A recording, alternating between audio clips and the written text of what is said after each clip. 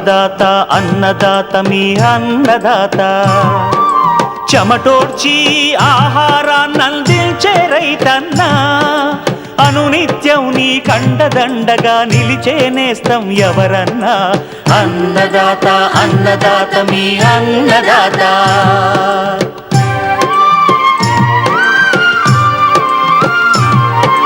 నూతన రీతుల సాగుబడికి నూరింతలు పెరిగే దిగుబడికి సూచనలిచ్చే సస్య రక్షణకు పశు పోషణకి శాస్త్ర విజ్ఞానం అందించి ముందుకు నడిపే తెలుగు రైతు భారతదేశానికి మకుటం అయ్యేలా తీర్చిదిద్దే ఆశయంతో మిమ్ము మేలు కొలిపేది అన్నదాత అన్నదాత అన్నదాత మీ అన్నదాత అన్నదాత అన్నదాత మీ అన్నదాత.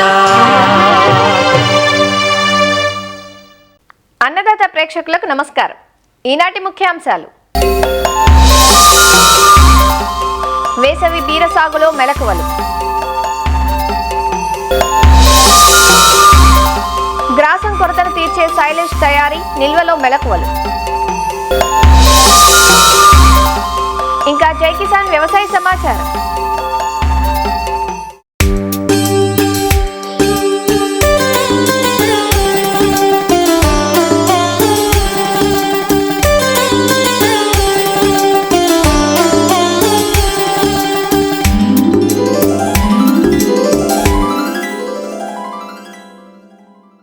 పండించే రైతుకు ఆదాయాన్ని, వినియోగదారునికి ఆరోగ్యాన్ని అందించేవి కూరగాయలు. అందుకే సీజన్తో సంబంధం లేకుండా రైతులు సంవత్సరం పొడవునా కూరగాయలను సాగు చేస్తుంటారు. ముఖ్యంగా పందిరి జాతి కూరగాయలైన బీర, సొర, పొట్లను వేసవి పంటగా డిసెంబర్ 2వ పక్షం నుండి జనవరి, ఫిబ్రవరి మాసాల వరకు సాగు చేస్తుంటారు. వీటిలో బీర సున్నితమైన పంటే అయినా వేసవిలో మంచి గిరాకీ ఉంటుంది. బీరను పందిళ్లపై సాగు చేయడం వల్ల పంట నాణ్యత పెరగడమే కాకుండా మేలైన దిగుబడులు పొందే అవకాశం ఉంటుంది. వేసవి బీర సాగు ఎలా చేపట్టాలో ఇప్పుడు తెలుసుకుందాం.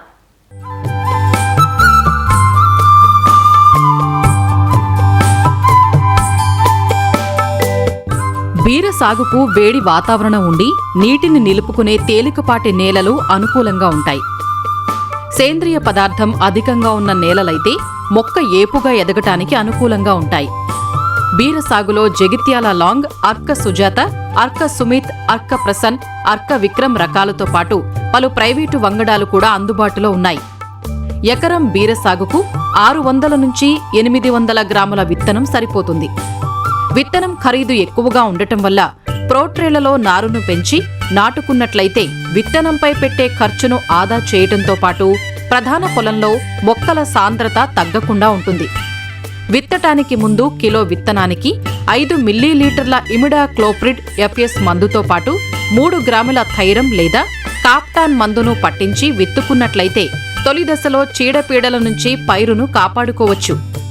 2 వరుసల మధ్య 2 నుంచి 2.5 మీటర్లు, వరుసల్లో మొక్కల మధ్య 75 నుంచి 90 సెంటీమీటర్ల ఎడం ఉండే విధంగా విత్తుకోవాలి. బీరను నేలపై కాకుండా పందిర్లపై ప్రాకించినప్పుడు నాణ్యమైన అధిక దిగుబడుల్ని సాధించవచ్చు. ప్రధాన పొలాన్ని 2-3 సార్లు బాగా దున్నిన తరువాత ఆఖరి దుక్కిలో ఎకరాకు 10 టన్నుల పశువుల ఎరువు లేదా 1 టన్ను వర్మీ కంపోస్టుతో పాటు 200 కిలోల వేపపిండిని వేసి కలియదున్నుకోవాలి.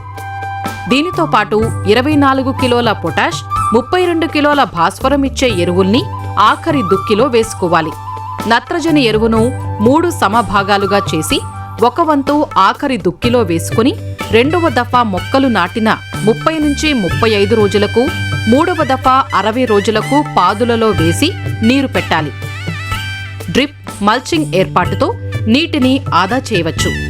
డ్రిప్ ఏర్పాటు ఉన్నట్లయితే ఫర్టిగేషన్ విధానంలో నత్రజని, పొటాష్ ఎరువుల్ని సమభాగాలుగా చేసుకుని నాటింది మొదలు ప్రతివారం అందించాలి. ఇలా చేయటం వల్ల సరైన విధానంలో మొక్కలకు పోషకాలు అంది ఆరోగ్యంగా ఎదుగుతాయి. కలుపు నివారణకు విత్తిన 48 గంటల్లోపు ఎకరాకు 200 లీటర్ల నీటికి 1.2 లీటర్ల పెండి మిథాలిన్ కలిపి నేలంతా తడిచేలా పిచికారీ చేసుకోవాలి. నేల స్వభావాన్ని బట్టి 4-5 రోజులకు ఒక తడిని అందించాలి.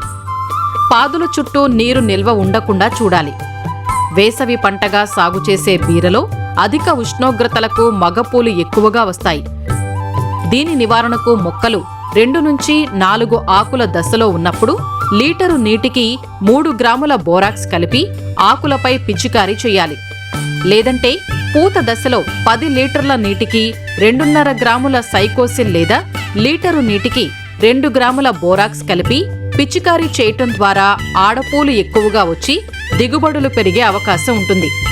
బీరలో రసాయన సేంద్రియ ఎరువులతో పాటు జీవన ఎరువులైన అజటోబాక్టర్, అజోస్పైరిల్లం, ఫాస్ఫోబాక్టీరియాలను పశువుల ఎరువుతో కలిపి పాదులలో వేసుకోవాలి. తద్వారా రసాయన ఎరువులపై పెట్టే ఖర్చును తగ్గించుకోవటమే కాకుండా నాణ్యమైన ఉత్పత్తుల్ని పొందవచ్చు. బీరను ఆశించే తెగుళ్లలో వైరస్ తెగుళ్లు ఎక్కువగా కనిపిస్తాయి. రసం పీల్చు పురుగుల ద్వారా ఆశించే ఈ వైరస్ తెగుళ్లను నివారించలేం.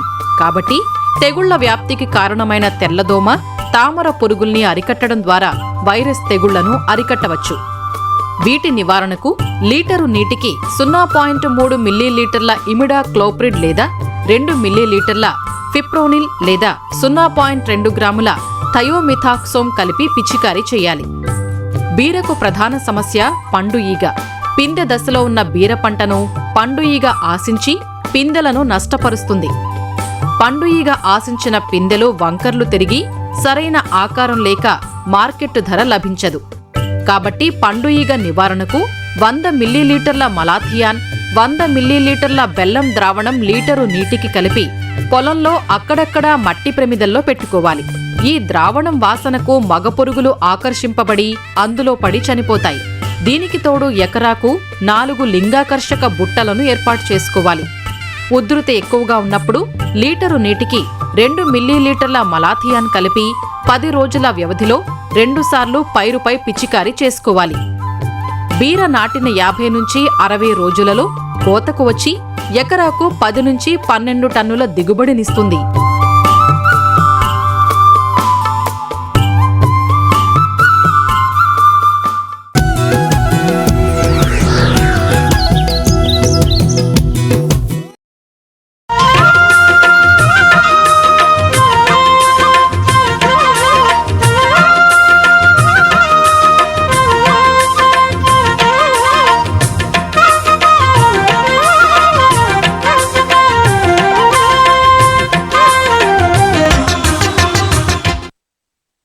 దేశీయ అవసరాలు పెరుగుతున్న దృష్ట్యా పశు సంపద పెరుగుతోంది. కానీ పశు సంఖ్యకు తగ్గట్లుగా పశుగ్రాసాల ఉత్పత్తి పెరగడం లేదు. పచ్చిమేతల కొరత వేసవిలో మరింత తీవ్రంగా ఉంటుంది. మేపు కొద్దీ చేపు అంటారు కదా. మరి వేసవిలో పచ్చిమేత సమస్యను ఎలా అధిగమించటం? అందుకు ఓ మార్గం ఉంది. అదే సైలేజ్. సైలేజ్ అంటే పాతరగడ్డి. వర్షాకాలం, రబీ కాలాల్లో ఇబ్బడి ముబ్బడిగా పెరిగే పశుగ్రాసాన్ని శాస్త్రీయ పద్ధతిలో నిల్వ చేసుకోవడమే సైలేజ్. సైలేజ్ తయారీని సరైన విధంగా చేపట్టకపోతే నిల్వలో చెడిపోయే అవకాశం ఉంది. అలా జరగకుండా సరైన జాగ్రత్తలు తీసుకోవడం ఎంతైనా అవసరం. సైలేజ్ తయారీ విధానం ఎలా చేపట్టాలి? ఎన్ని పశువులుంటే ఎంత సైలేజ్ తయారు చేసుకోవాలి? ఎంత పచ్చిమేత నుంచి ఎంత సైలేజ్ వస్తుంది? నిల్వలో చెడిపోకుండా ఎలాంటి జాగ్రత్తలు తీసుకోవాలి? ప్రొఫెసర్ జయశంకర్, తెలంగాణ రాష్ట్ర వ్యవసాయ విశ్వవిద్యాలయం, రాజేంద్రనగర్లోని పశుగ్రాస పరిశోధనా స్థానం సీనియర్ శాస్త్రవేత్త ఎస్ శ్రీనివాసరావు నుంచి అన్ని వివరాలు తెలుసుకుందాం. ఈరోజు సైలేజ్ యొక్క ప్రాముఖ్యత మరియు తయారీ విధానం గురించి తెలుసుకుందాము. సాధారణంగా మనకి వానాకాలంలో యాసంగిలో ఈ పశువులకు కావాల్సినటువంటి పచ్చిమేత లభ్యత అనేది ఎక్కువగా ఉంటుంది. ఇది మార్చి మరియు ఏప్రిల్, మే, జూన్ నెలల్లో ఈ పచ్చిమేత ఎద్దడి అనేది రైతులు ఎక్కువగా ఎదుర్కోవడం జరుగుతుంది. దీనికి ప్రత్యామ్నాయంగా ఏదైతే మనము ఈ వానాకాల సమయంలో పచ్చిమేత ఎక్కువగా మనం ఉత్పత్తి చేస్తామో దానిని సైలేజ్గా మార్చి మనం మార్చి, ఏప్రిల్, మే, జూన్ నెలల్లో ఉపయోగించుకున్నట్లయితే ఈ పచ్చిమేత కొరతని మనం తగ్గించుకోవచ్చు. సైలేజ్ అంటే అధిక తేమ కలిగినటువంటి పచ్చిమేతను ఒక గుంతలో ఎటువంటి గాలి సోకకుండా మాగపెట్టిన గడ్డినే సైలేజ్ అంటాము. ఈ సైలేజ్లో అనేక భౌతిక మరియు రసాయనిక చర్యలు మార్పులు జరిగి నాణ్యమైన మాంసకృతులు మరియు విటమిన్ మరియు కెరాటిన్ కలిగి మనకి పశువులకు ఆరోగ్యకరమైన మేతను ఈ సైలేజ్ ద్వారా అందించవచ్చు. ఈ సైలేజ్ని రైతులు వివిధ పద్ధతులలో తయారు చేయడం జరుగుతుంది. ముఖ్యంగా చూసినట్లయితే ఒకటి గుంట పద్ధతి. ఇది గుండ్రంగా కానీ లేదంటే పలకలు కానీ ఒక గుంట తీసుకొని తయారు చేసుకోవచ్చు. అదేవిధంగా రెండవ పద్ధతి చూసినట్లయితే సంచి పద్ధతి. ప్లాస్టిక్ సంచుల్లో ఈ పచ్చి మేతను ఉంచి నిల్వ చేసి సైలేజ్ని తయారు చేస్తారు. అదేవిధంగా మూడవ పద్ధతి చూసినట్లయితే ట్రెంచ్ పద్ధతి అంటాము. పొడిగాటి గుంత తీసుకొని దాంట్లో ఈ పచ్చి మేతను నిల్వ చేసుకుంటారు. అదేవిధంగా టవర్ పద్ధతి. అదేవిధంగా ఎత్తైన టవర్లు కట్టి కూడా ఈ పచ్చి మేతను నిల్వ చేసి సైలేజ్ తయారు చేసుకుంటారు. అదేవిధంగా ఇంకో పద్ధతి బంకర్ పద్ధతి. ఈ బంకర్ పద్ధతిని ఈ ఎత్తైన ప్రాంతంలో సిమెంట్తోని కట్టుకొని ఈ బంకర్ విధానంలో పచ్చి మేతని తయారు చేసుకుంటారు. ఇంకోటి డ్రమ్ము విధానము. చిన్న సన్నకారు రైతులు ఈ డ్రమ్ము విధానంలో కూడా ఈ సైలేజ్ని తయారు చేసుకోవచ్చు. ఈ విధంగా 6 పద్ధతుల్లో ఈ సైలేజ్ని మనం తయారు చేసుకోవచ్చు.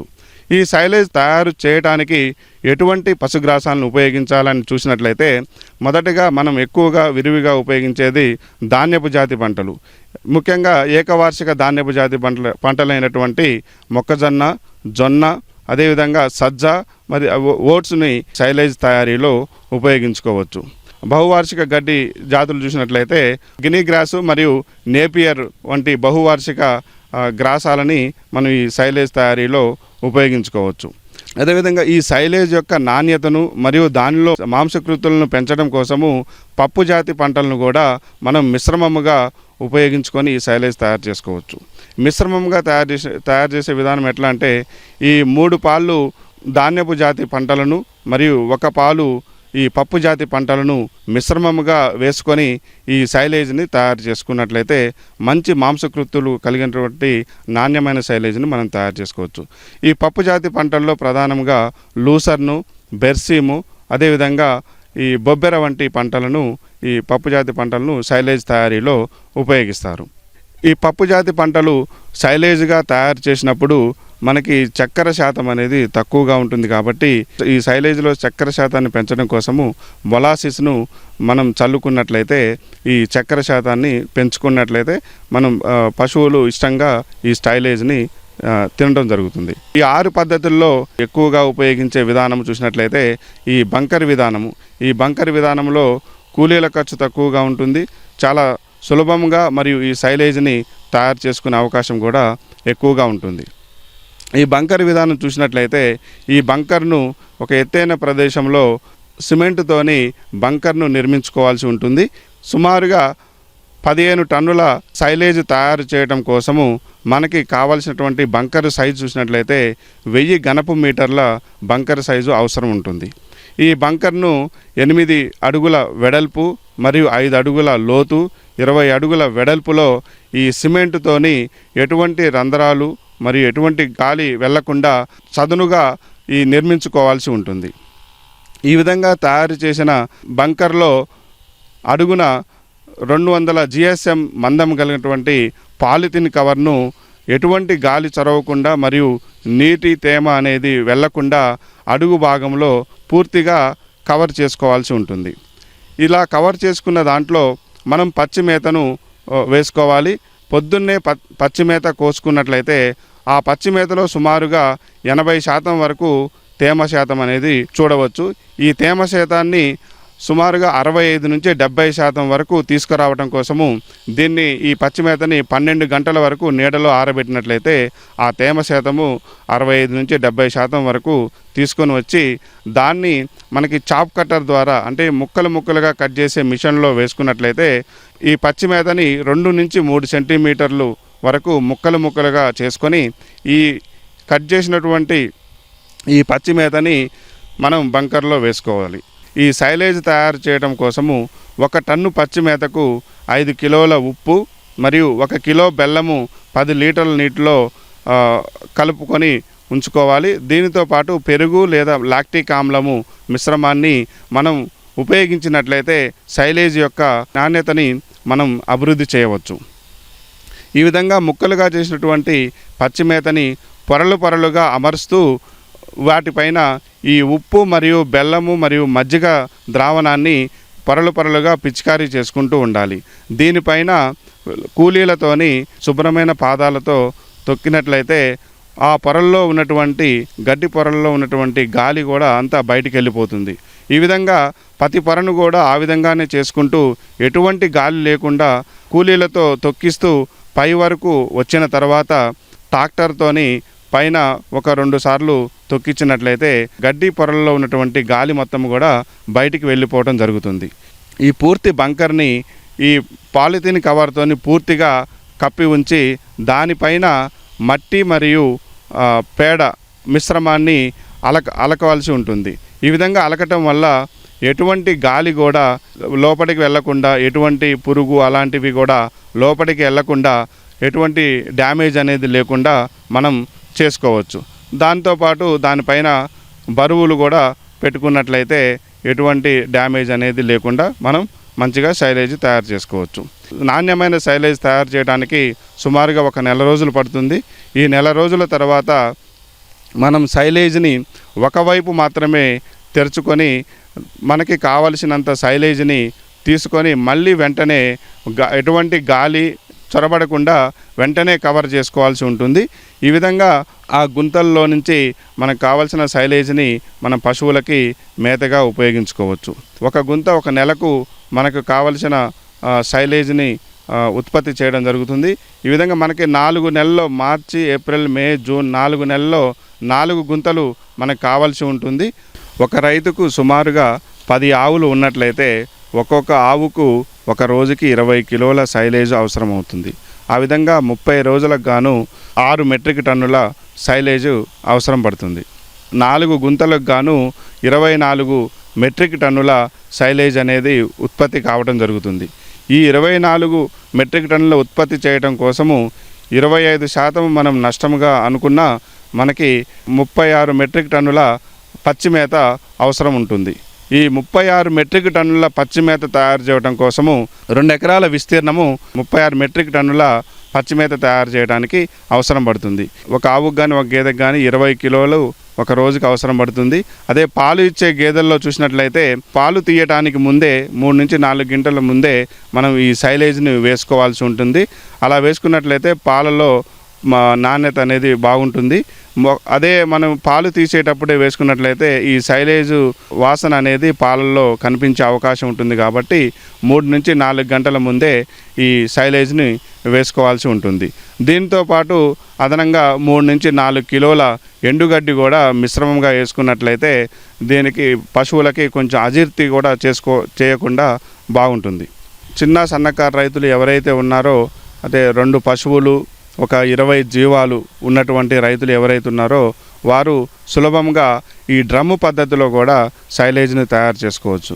సుమారుగా మనం ఒక 100 లీటర్ల డ్రమ్ము తీసుకున్నట్లయితే దానిలో మనకి 130 నుంచి 140 కిలోల సైలేజ్ అనేది మనం తయారు చేసుకోవచ్చు. ఒక డ్రమ్ము తీసుకొని ఆ డ్రమ్ములో 100 GSM మందం కలిగినటువంటి కవర్ను లోపల వేసుకొని దానిలో ఈ ముక్కలు చేసుకున్నటువంటి ఈ పచ్చి మేతని వేసుకోవాలి, పొరలుగా వేసుకోవాలి. దీనిలో కూడా మనము బెల్లము మరియు ఉప్పు మరియు పెరుగు మిశ్రమాన్ని మనం పొరలుగా చల్లుకొని కూలీలతో తొక్కించినట్లయితే ఎటువంటి గాలి లేకుండా మనం ఈ తయారు చేసుకోవాలి. ఆ తర్వాత పూర్తిగా డ్రమ్ము నిండిన తర్వాత ఈ కవర్ను పూర్తిగా ఎటువంటి గాలి వెళ్లకుండా తాడుతోని గట్టిగా బిగించి కట్టుకోవాల్సి ఉంటుంది. ఈ విధంగా తయారు చేసిన డ్రమ్ముని మనం ఒక పక్కకు పెట్టుకొని బరువు పెట్టుకొని ఎటువంటి గాలి లేకుండా, ఎటువంటి డ్యామేజ్ లేకుండా పక్కకు పెట్టుకున్నట్లయితే సుమారుకి మనకి 1 నెల 2 నెలల్లో ఈ సైలేజ్ అనేది తయారవటం జరుగుతుంది. సుమారుగా ఒక రైతుకి 2 ఆవులు లేదా గేదెలు లేదంటే 20 జీవాలు ఉన్నట్లయితే ఆ రైతుకి 1 నెలకు కావాల్సింది 2.5 టన్నుల సైలేజ్ అనేది ఉపయోగపడుతుంది. ఈ విధంగా 2.5 టన్నుల సైలేజ్ తయారు చేయడం కోసము పచ్చిమేత వచ్చినట్లయితే 3 టన్నుల వరకు పచ్చిమేత అవసరం ఉంటుంది. ఈ పచ్చిమేత నుండి సైలేజ్ ఈ 2.5 టన్నుల సైలేజ్ తయారు చేయడం కోసం 1 నెలకి 23 డ్రమ్ములు రైతులకి ఉపయోగపడుతుంది. ఈ డ్రమ్ము ఖర్చు అనేది తక్కువగా ఉంటుంది కాబట్టి ఈ డ్రమ్ములో తక్కువ ఖర్చుతోని తక్కువ సమయంలో మరియు సులభంగా తయారు చేసుకోవడానికి ఈ డ్రమ్ము పద్ధతి అనేది ఉపయోగపడుతుంది. పూర్తిగా సైలేజ్ మీదనే మనం ఆధారపడి మనం చేయలేం కాబట్టి ఈ పచ్చి మేతని మరియు ఎండు మేతను కూడా ఈ పశువుల మేతగా ఉపయోగించుకోవాల్సి ఉంటుంది. ఈ సైలేజ్ తయారీ విధానంలో ముఖ్యంగా మనం గమనించుకోవాల్సింది ఏంటంటే ఉదజని సూచిక అనేది ఎప్పుడూ కూడా 3.5 నుంచి 4.2 ఉండే విధంగా మనం ఎప్పుడూ గమనించుకుంటూ ఉండాలి. ఈ నాణ్యమైన సైలేజ్ తయారైనప్పుడు మనకి దాని యొక్క రంగు చూసినట్లయితే లేత ఆకుపచ్చ రంగు కానీ పసుపు రంగు కానీ ఉంటుంది. అదేవిధంగా మంచి మాగిన పండ్ల వాసన కలిగి ఉంటుంది. అదేవిధంగా పులిసిన మజ్జిగ వాసన ఉంటుంది. సైలేజ్ను పట్టుకున్నట్లయితే మెత్తగాను మరియు మృదువుగా ఉంటుంది. కాబట్టి ఈ యొక్క లక్షణాలు గమనించుకోవాలి. సైలేజ్లో ఈ బిట్రిక్ ఆమ్ల శాతాన్ని 2.5% కంటే తక్కువగా ఉండే విధంగా చూసుకోవాలి. ఒక్కసారి మనం ఈ పద్ధతుల్లో ఎప్పుడైనా మనం సైలేజ్ తయారు చేసుకున్నట్లయితే మనం ఎన్ని నెలలకైనా ఎన్ని సంవత్సరాలకైనా మనం ఓపెన్ చేసుకొని ఈ సైలేజ్ని ఉపయోగించుకోవచ్చు.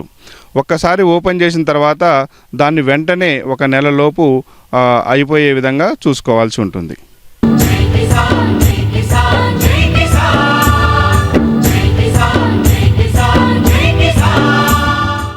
వ్యవసాయ సమాచారం ఇప్పుడు జై కిసాన్లో చూద్దాం. పంటల సాగులో పెరుగుతున్న పెట్టుబడులకు అడ్డుకట్ట వేస్తూ ప్రకృతి సేద్య విధానంలో ఆరోగ్యకర పంటలు పండిస్తున్నాడు బాపట్లకు చెందిన రైతు సుబ్బారావు. ఎకరన్నర పొలంలో గత 8 ఏళ్లుగా వరి సాగుతో పాటు గట్ల వెంట దాదాపు 20 రకాల పంటలు పండిస్తున్నాడు. జిల్లాలోని సంతమాగులూరు మండలం అడవిపాలెం గ్రామానికి చెందిన ఈ రైతు ప్రకృతి సేద్య విభాగం అధికారుల సహకారంతో సేంద్రియ బాట పట్టాడు. పంట సాగుకు ముందు pre monsoon, dry sowing, PMDS అనే విధానంలో 30 రకాల విత్తనాలను కలియదున్నిన అనంతరం పంట సాగు చేపడుతున్నాడు. వరిలో దేశీ రకాన్ని ఎంచుకున్నాడు. గట్ల వెంబడి వేసిన పంటల నుంచి వచ్చే ఆదాయంతో పెట్టుబడి ఖర్చులు తీరిపోతున్నాయంటూ రైతు చెబుతున్నాడు. నాకున్న ఎకరన్నర పొలంలో ప్రకృతి వ్యవసాయ పద్ధతిలో గత 8 సంవత్సరాల నుంచి సాగు చేయడం జరుగుతుందండి. ప్రతి సంవత్సరం కూడా నేను దేశవాళీ వెరైటీ మాత్రమే సాగు చేస్తున్నానండి. ఈ సంవత్సరం నెల్లూరు మొలకలుకులు 3 కేజీలు తీసుకుని వచ్చి వినూత్న పద్ధతిలో సాగు చేయటం జరిగిందండి. ఈ సాగు విధానానికి ముందు 30 రకాల విత్తనాలతోటి PMDS అంటే ప్రీ మాన్సూన్ డ్రై షోయింగ్ అండి. ఈ ప్రీ మాన్సూన్ డ్రై షోయింగ్ 30 రకాల విత్తనాలని బీజామృతంతో విత్తన శుద్ధి చేసి పొలంలో చల్లి 23 సార్లు గొర్రెతోలి భూమి మీద కప్పడం జరిగిందండి. ఆ 30 రకాల విత్తనాలు కనీసం 60 రోజుల తర్వాత బాగా పోతా పింద దశలో భూమిలో కలిగి దున్ని తర్వాత విత్తనాలు భూమి మీద పోసుకోవడం, నారు మరి సిద్ధం చేసుకొని పోసుకోవడం జరుగుతుందండి. 22 రోజుల్లోనే నారు లేత దశలో బాగా విత్తుకుంటే అధిక పిలకలు వస్తాయనే ఉద్దేశంతో నాటు వేయడం జరిగిందండి. ఈ నాటు వేసే ముందు భూమిలో ఘనజీవామృతం చల్లుకోవడం జరిగింది. 20 రోజుల తర్వాత అజొల్లా చల్లటం జరిగిందండి.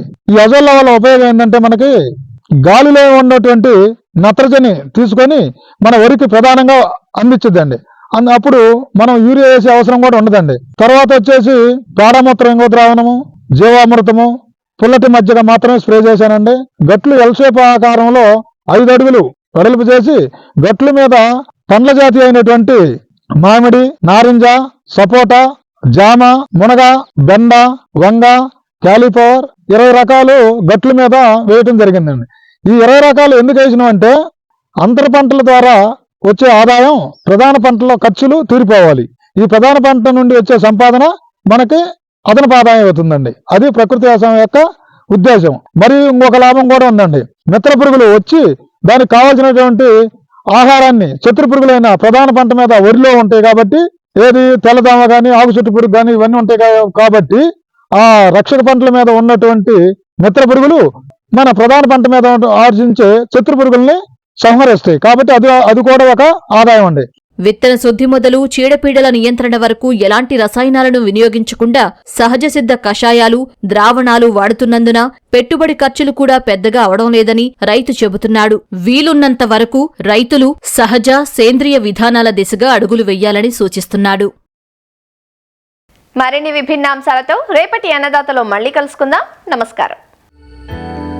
అన్నదాతలు తమ సందేహాలు, సమస్యలను 1800-425-4085 టోల్ ఫ్రీ నెంబర్లో ఉదయం 10 గంటల నుంచి 11 గంటల మధ్య పని దినాలలో సంప్రదించగలరు. ఈ కార్యక్రమాన్ని యూట్యూబ్లో www.youtube.com/annadaata ETV లింక్ ద్వారా వీక్షించవచ్చు.